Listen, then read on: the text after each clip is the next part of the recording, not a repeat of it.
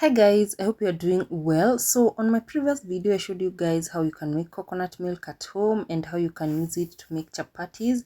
On this video I'll be sharing with you how to use the coconut milk to make creamy and yummy yellow beans.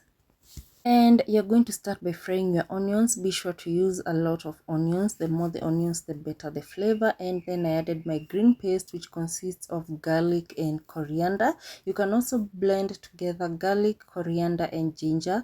So just give that a very good mix, ensuring that everything cooks like you can see here.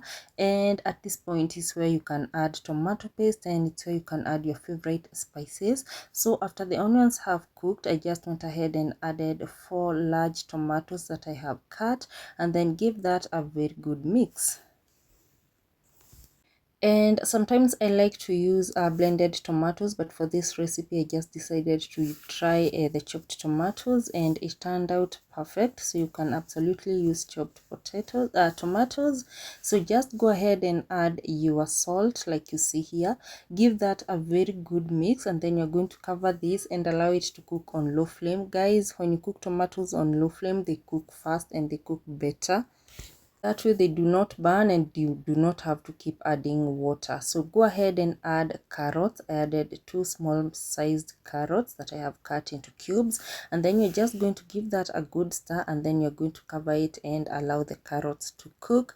Next guys, you're just going to go ahead and add your yellow beans, but before that take a small amount of the beans that you have boiled and you're going to mash it. I just used a fork to mash mine like you see here, and the purpose of doing this is to thicken the stew and make it even better. I was using frozen beans, and these are the beans that I have mashed. So just go ahead and add them in there, and then you're going to give it a good stir. Like, do not mash it like it, do not crush all of them, just crush some of the beans. Then go ahead and add the coconut milk that we made previously. Be sure to watch that video guys, you're going to learn a lot. You can add capsicum to this recipe, you can add dhania, but remember I already added coriander, so I do not like so many flavors to overpower the flavor of the coconut milk. So just go ahead and then add water, and this is enough water just to cook the beans, depending also on the number of people that you are cooking for, and also depending on the amount of beans that you are cooking.